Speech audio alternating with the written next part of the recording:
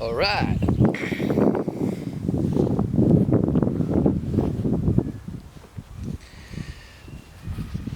Okay, so one thing that is also important for me to remember is that like making movies is my job. Doing YouTube is actually my job. Writing books is my job. So then I come here and have 2 charged batteries, right? This is my equipment. This is why I come here. To make movies, to produce content. And that word, content producer, it once came to me. And it wasn't really what I expected, because I've never really heard of the term before. But of course, people have names now for everything. You make videos, you write content, then you're a content creator. And it's an actual job that, you know, if you were to work in maybe a NGO or any kind of organization, that may be your job, content creator. But if nobody ever says to you that it's an actual job, then you don't know that, so you think you're just fooling around. But it's actually true. Then, from that perspective, yes, I am a content creator because I create content. Well, that's kind of obvious.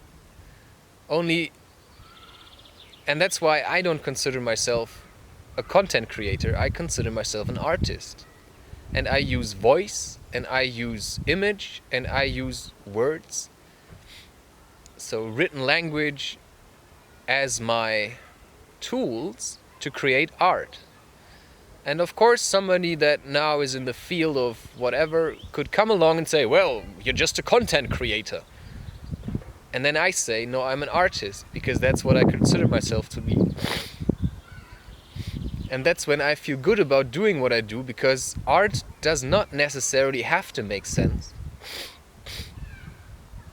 And if you would ever try to understand me, you probably would realize I don't make sense, unless you came to similar conclusions as I have, which is, just do whatever the fuck you want.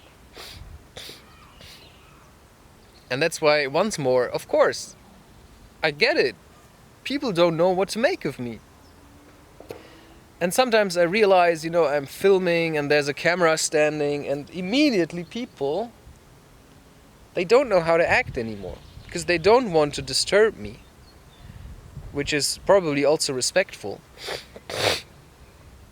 So sometimes they go out of their way to make space for me. So normally probably their route would have been to walk somewhere here, but because they see me being busy with something, they don't walk here anymore. They could, because that's also, if I go into public places and record videos, then I cannot be bothered with people approaching me, of course. But there's also a reason why I came here today, because I remembered this place, or I was guided here, and I realized, okay, I can actually do filming here, because the other place where I usually slackline, it's full of people. And they're all going to be interested in what I'm doing. I mean, not necessarily, but it's just feeling the presence of other people looking at you. Sometimes it's very disturbing, which is why I prefer to be alone in my room, of course, when I produce my art. And I thought about it today, if it would be okay if somebody would come along and look at what I'm doing. And then I thought, yes, it would be, if that person would respect that I'm working and say nothing. If they just sit there and watch me do what I do, they can do it. And that's why I believe, for instance, when you go to perform on stage and people constantly interrupt you, it's disrespectful. Because if they want to stand on the stage, then they would make an effort to get there. And usually also, if an artist is performing on stage, of course you can try to break his concentration or see if he responds in a funny way. But in general, it's not your stage, so you should just say nothing. And just let him perform, because that's why you came there. And that's why I personally like also filming, of course in podcasting, because it creates that kind of distance. But I also would like I'm quite interested in figuring out how I would do on stage and how it would be to have maybe like 100 people listening to you. Like, it's a completely different thing. Like, would I include the audience? Would I ignore them? I probably would do a bit of both. But it also would be weird, because now I'm just doing what I do. I don't really know how people react to it. I mean, of course they may, but then if you're on stage, it's instantaneous. Like, if people think something's funny, they laugh. It's weird, isn't it? Like, suddenly you get that feedback. And then, of course, you also want them to laugh. So you're gonna say things more and more that will get laughs out of them. And I don't think I really like that, because I think I like just doing what I do. So I think standing on stage would definitely be something else than recording these videos. Because in a way, of course I could do a performance on stage and just lay on the ground and look into the ceiling and just have a monologue. But in a way I feel like it would be kind of disrespectful, so somehow then you have to include the audience, of course. And see, any kind of problem I have, or if I have a vision of something that I want to do, for instance, I want to stand on stage at some point, so I think about what it would be like, and I watch people who are doing it already, and then I look at, do I like what they're doing or don't I like what they're doing? And in the end, of course, the conclusion is always that I have to make my own experiences, and that's why I have to work towards making that a reality for myself. And I will do so in due time. And I think I already know a place in Amsterdam where I want to try that. Because I don't want to stand on stage in a place that's like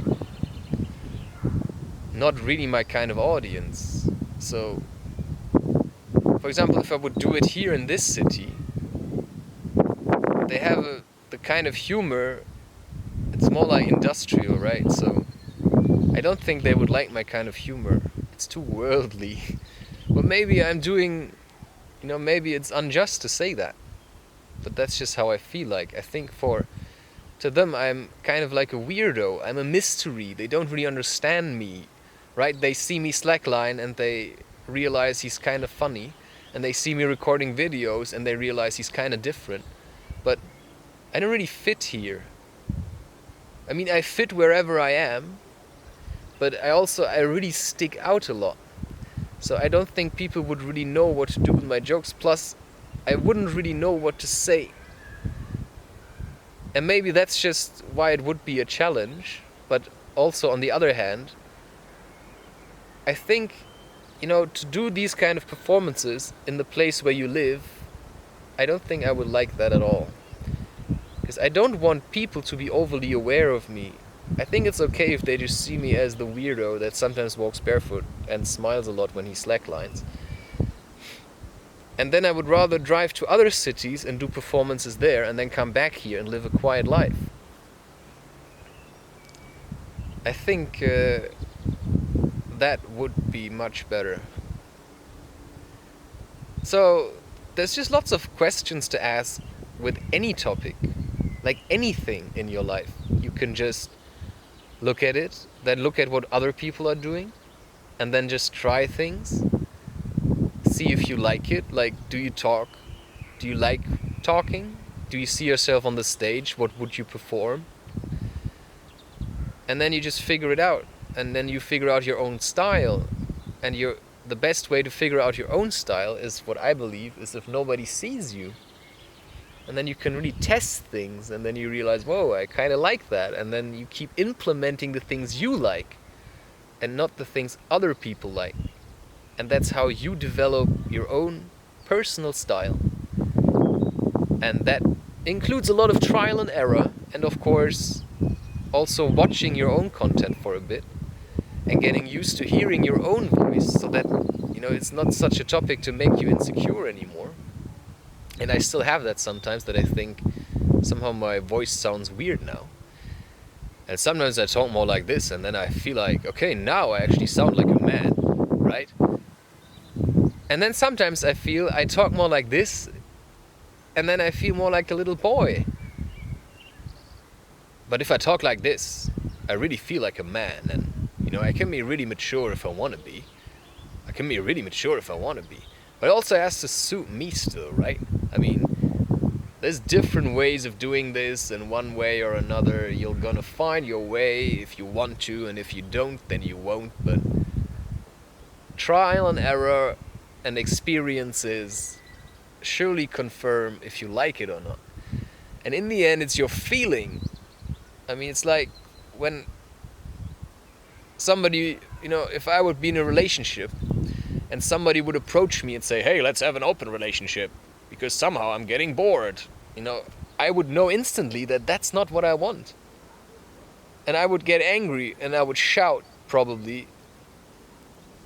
And, you know, because it's not the solution for me to have an open relationship, you know, to spice it up a bit, because that just basically means, hey, I want to open up to other people instead of to be faithful to you. I just want a legal way to cheat on you. That's what it means. And then the end of the story will be probably that your relationship will end. And what you could have done instead would have been to figure out a way how you can both manage to be happy together and give everything you need to each other and to yourself, instead of just running to other people all the time. And that's why I always come back to that point. I just know that any woman who has slept with me and claims to be my wife, I have to say that often, and then sleeps with other men and constantly cuddles with other men and stuff like this, it's just not my wife. Because, you know, she doesn't just want me. No, she just wants a man. And it doesn't necessarily have to be me. But the woman that wants to call herself my wife needs to be very certain that I'm the only man she ever wants to have such a relationship with. And if she's not certain about this, then she's probably not it. And until she is certain about it, well, what is there for me to do? Probably just wait and hope that at least she doesn't go running to other men all the time. Or doesn't do it at all would be, of course, my dream scenario. That if we were then to meet again, she could look at me, you know, without guilt or shame, because she knows that she's remained faithful despite the struggle, just as her possible husband did. Like, I struggled, and I was looking for other women, but I also consulted my feeling, and I just realized there is nobody like her. And that doesn't mean I sometimes don't get horny and project that onto other women. And then I remember, well, just invest that energy and work more, so that, right, you use that energy instead of pumping it into a woman. Like, you use it to create something so that you can be together in the same place and experience something that I may call financial security.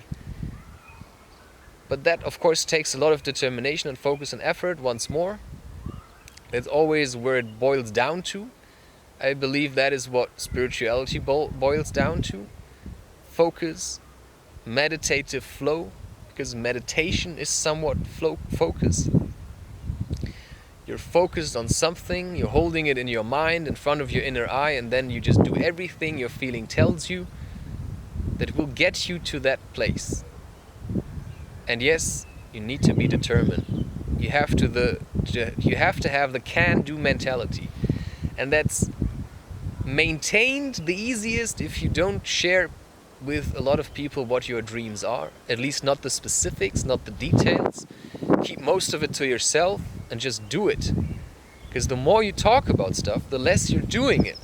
So I can talk a lot because that's what I want to do, right? I want to talk because that's me doing stuff. But if you just talk and you don't do stuff, so I say I create YouTube videos and I create them. So I can talk a lot. But I'm not sitting around saying, oh, I do YouTube videos and then I don't.